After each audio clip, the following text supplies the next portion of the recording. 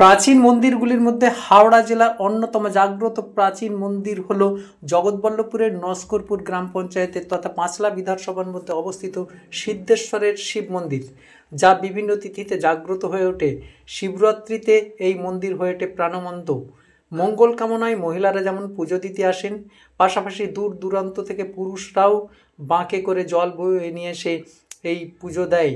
শুধুমাত্র শিবরাত্রি নয়, সারা বছরই বিভিন্ন তিথিতে এই সিদ্ধেশ্বর শিব মন্দির জাগ্রত হয়ে রাখে তথস্থ থাকেন এই কর্মীরা ও সমিতির কর্মীরা। উপলক্ষে এক সপ্তাহব্যাপী মন্দির চত্বর ও রাস্তার দুই পারে বিশাল মেলা গড়ে ওঠে। জেনে নেব তারা ঠিক কি বললেন। কতদিন ধরে হচ্ছে এটা কেউ আমরা বলতে পারবো না। আমরা পুলিশ থেকে শোনা যে সিদ্ধেশ্বরের এই শিব মন্দির এটা কোনো প্রতিষ্ঠা করা নয়, এটা স্বয়ং মানে মাটি থেকে আপনাভাবে ভেদ করে এই মূর্তি এখানে স্থাপন হয়েছে। সেই জন্য আমাদের এলাকার গ্রামবাসী আমরা কোনো কিছু জানি না যে কতদিন ধরে চলছে। এটা আজীবনকাল পুলিশ থেকে দেখে আসছি যেখানে একটা স্বয়ম্ভূ শিব মন্দির আছে। এই শিব মন্দিরটা আমাদের গ্রাম হচ্ছে সিদ্ধেশ্বর, হাওড়া জেলার মধ্যে জগৎবল্লভপুর ব্লকের সিদ্ধেশ্বর গ্রাম। তবে আমার যেটা মনে হয় যে আমরা এই দীর্ঘদিন পরিচালনা করার ফলে যে শিবরাত্রি আমরা করে আসছি, সেই শিবরাত্রিতে যেভাবে যাত্রী সংখ্যা বা ভক্তগণ এখানে জল ঢালতে আসে, তো তারকেশ্বরের আমরা নাম শুনেছি, তারকেশ্বরে যে রকমের ভিড় হয়, তারপরেই আমার মনে হয় যে এই সিদ্ধেশ্বরের শিব মন্দিরের জনপ্রিয়তা মানুষের কাছে আছে। বিভিন্ন দূর দূরান্ত থেকে বহু প্রান্ত থেকে মানুষ এখানে এসে বাবার কাছে জল ঢালতে আসেন।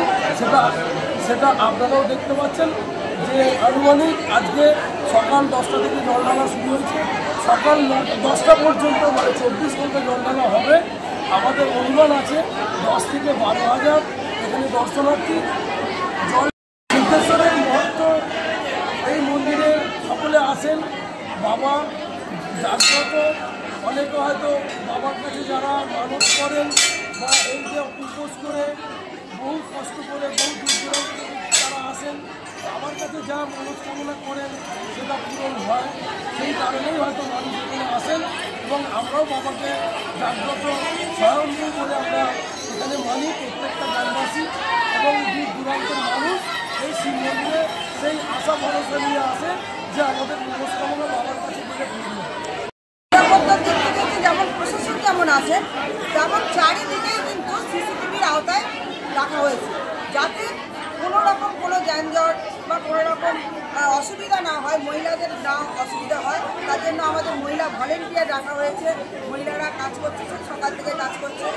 এবং আর একটা জিনিস, ফার্স্ট এডের ব্যবস্থা ছিল, আছে বা কেউ পড়ে গেছে সেখান থেকে নিয়ে আসে আমাদের সবাই, মানে কী বলবো, সবাই মিলে একতাভাবে এই শিবরাত্রি যখন উদযাপন হয়, ওখানে থেকে দেখছি যে যেরকম মানুষের ঢল ছিল, প্রচুর প্রচুর যাত্রী বেড়েছে, তেমন এখানে কাজও হয়েছে।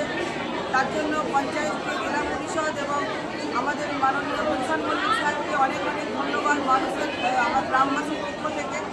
এবং আমি জনপ্রতিনিধি হয়েও দেখেছি এখানে যেসব কাজকর্ম, মানে মাননীয় মুখ্যমন্ত্রী আমাদেরকে যে কাজগুলো দিয়েছে, মন্দির উন্নয়ন থেকে আরম্ভ করে, যে লাইট থেকে আরম্ভ করে, মানে নানান কাজে আমাদের সব অনেক উন্নয়ন, এটাই একটা কাজকর্ম করে অনেক উন্নয়ন হয়েছে।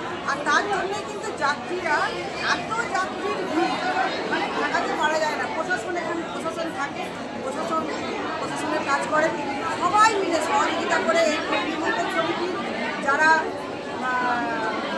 কর্ণধার আছে তাদের সঙ্গে আমাদের সহযোগিতা, তালমিল, আমাদের প্রধান, আমাদের এমএলএ সাহেব, জেলা পরিষদ, সবাই একসঙ্গে সবাই সুন্দরভাবে কাজ হচ্ছে। এই শিবরাত্রি কী যাচ্ছে, এর যে চৈত্র মাস আসছে, চৈত্র মাসে বিশাল 4টে সোমবার, বিশাল ভিড় এত সোমবার, এত শ্রাবণ মাসে, চৈত্র মাসের চরম, তারপরে হচ্ছে শ্রাবণ মাসের 4টে সোমবার, প্রচুর জনপ্রতিনিধি হিসাবে এদের আমি আমার গ্রামবাসীর পাশে সবসময় ছিলাম, আছি, থাকবো। এবং আমার তরফ থেকে জেলা পরিষদ মেম্বার হিসাবে আমার যতটুকু কাজ করার, সেটা পঞ্চায়েত হোক, পঞ্চায়েত সমিতি হোক এবং জেলা পরিষদ থেকে হোক, আমরা এখানে এই উন্নয়নের জন্য আমি সবসময় আর আমাদের মাননীয় গুলশান মল্লিক সাহেবও মানে প্রতিটা নিয়ত এখানে সঙ্গে যোগাযোগ রেখে গেছে। আজকে বিয়ে হয়েছে 16 বছর আমি এখানে আসছি এবং ব্যবস্থা খুবই ভালো এবং আমি বাইরে যেমন পুজো দিয়ে সন্তুষ্ট হয়েছি, এখানে এসে আরও সন্তুষ্ট হয়েছি। মানে প্রত্যেকটা মানুষ যেমন ভক্তি সহকারে পুজো দিচ্ছে তেমন পরিবেশনও খুবই ভালো।